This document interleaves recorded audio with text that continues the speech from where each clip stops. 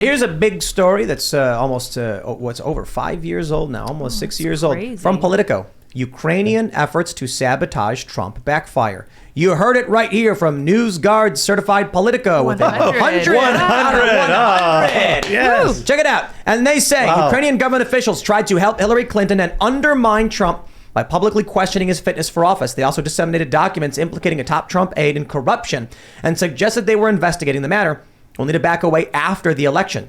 And they helped Clinton's allies research damaging information on Trump and his advisors, a Politico investigation found. Kenneth P. Vogel and David Stern. Yeah. How is this story still on Politico when they later came out? I think it was Politico EU was reporting from, I believe, I could be wrong, Natasha Bertrand, saying this story was in fact Russian disinformation. Yet it's still up right now. And we Derek and I, we know a lot about this story because we brought this story up over and over and over again during the Ukraine impeachment hoax. I mean, this is one of the stories that proves that it's a hoax. The whole first impeachment of Trump was a hoax. It was, I mean, they accused Trump of what they had done. Exactly. So Joe Biden, I love this. We had a guest on the show. I'll give him the courtesy of not saying his name, but people know who it was. We had this younger guy. He was like a anti-woke guy, and then he went liberal. And we're sitting down, we're talking to him, and I said, Joe Biden sitting at his meeting. What was it, Luke? Was it Atlantic Council or was it CFR? With Joe Biden talking about the Burisma big thing? Yep, that was CFR. CFR. With Council on Richard Foreign Haas, Relations. the president of the CFR. Look at this guy. there. He's like encyclopedia on these meetings. The CFR, bad people. Bad people. So Joe Biden says, I told them, if you don't fire the prosecutor, you're not getting the $1 billion. And they said, what? You can't. You have no authority. I said, call the president. See what he says. He said, I look at my watch. You got 6 hours. If the prosecutor's not fired, you're not getting the money. Well, SOB. Guy got fired. And I'm like, so an illegal quid pro quo? The vice president has no authority to override certified loan guarantees from the U.S. government. He can't do that. He did it. They accused Trump of doing that. Trump never asked for anything. But this is what Joe Biden literally did. Amazing. And here he is now sitting as president. Yeah.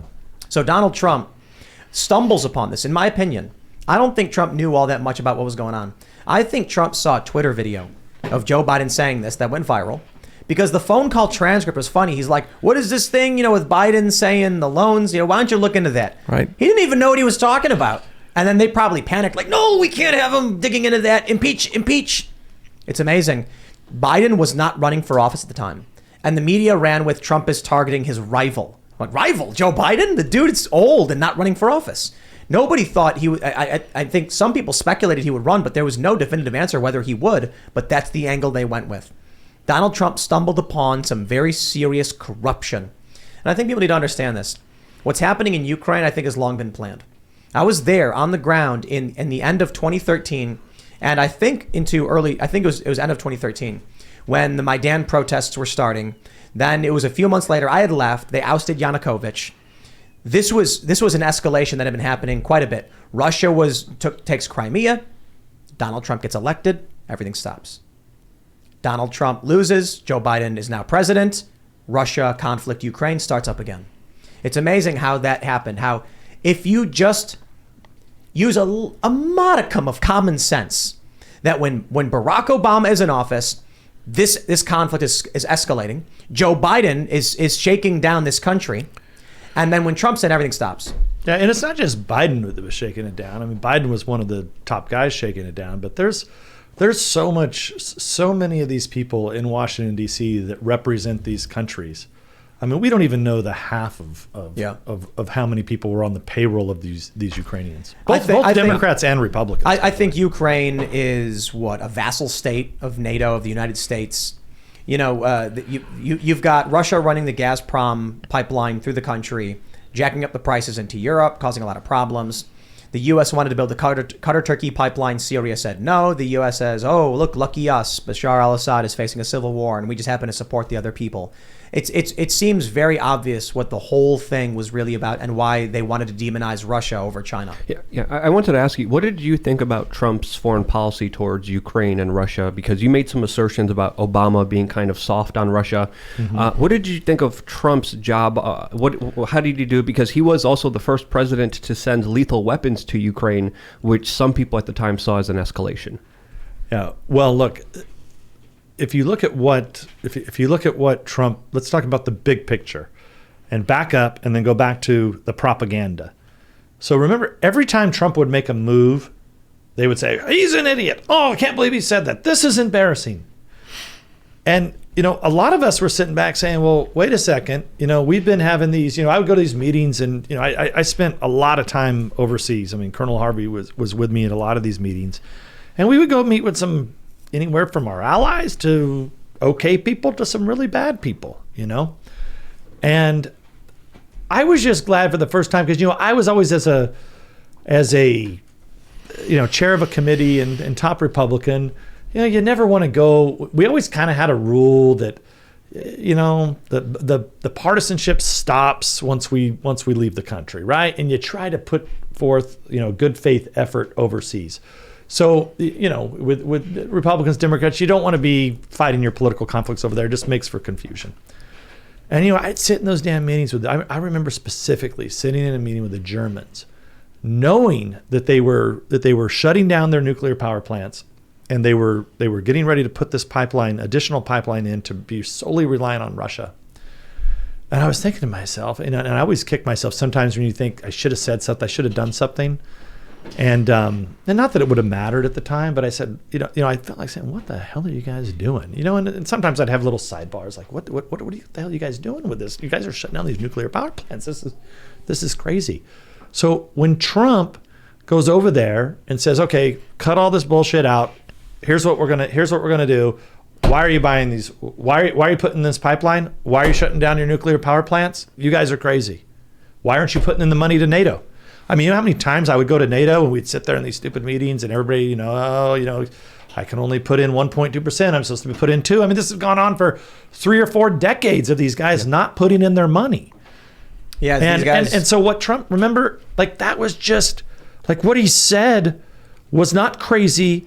It was actually just common sense. But they should be paying, and they shouldn't be shutting down their nukes, and they shouldn't be buying gas from Russia, because if you do, and the Russians decide to ultimately shut off your gas, now what the hell are they going to do? Now they got a hell of a mess. I mean, this thing could get really bad.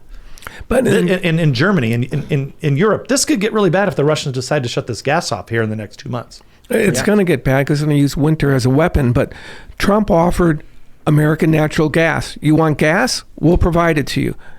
He provided Eastern Europeans, especially the Poles, military assistance and weapon systems and things that the Obama administration had been denying. Built relationships with Romania and other countries. Okay. He focused on Russia doing things that the Obama administration didn't do. He was building up NATO and pressuring NATO, which the Democrats accused him of dividing NATO and weakening NATO, but he called them out and he got them to increase funding by $140 billion. Which still wasn't close to the 2%, but it was more than we had ever gotten out. Right. I'm just imagining these NATO countries, they're like, I will gladly pay you Tuesday for a missile defense system today. And then every week it's just the same thing. That famous line, who was that guy? The cheeseburger guy?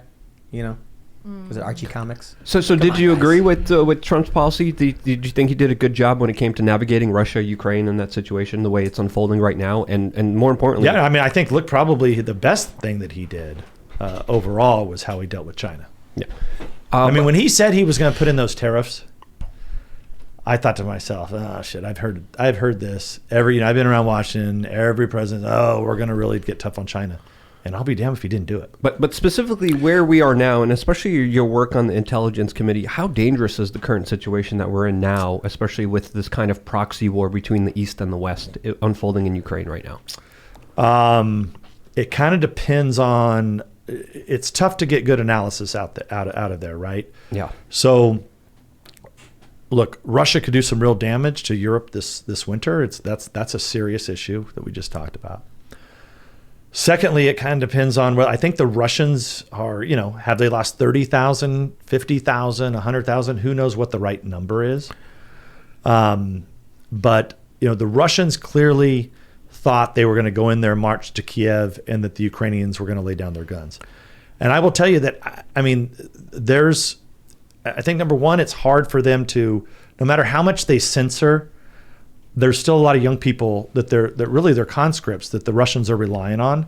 But they know Ukrainians. They know each other. The Ukrainians never want to have the Russians back. I mean, they know what it was like. The old. I mean, you have a lot of the guys that are fighting for the Ukrainians right now are guys that were in the Russian military. I mean, you got guys that are 40, 50, 60 years old that were brought up and trained, by the Soviets that are now running their military operations. The Russians are relying on a lot of conscript. They've lost, let's just call it, what do you think? Colonel, they lost 50,000 probably for sure? Probably. That's killed. We're not talking about all casualties, but they've lost 50,000 would mean what? 250,000 casualties? Thanks for checking out this segment from the Timcast IRL podcast. But if you want to check out the full show live, tune in Monday through Friday at 8 p.m. And if you want more special access content, head over to timcast.com and become a member. Your membership helps sustain this company, keep our journalists employed, makes this show happen, and you will get access to exclusive members-only segments of the Timcast IRL podcast, and there's a massive library to check out. So again, go to timcast.com or tune in Monday through Friday at 8 p.m., and we'll see you all there.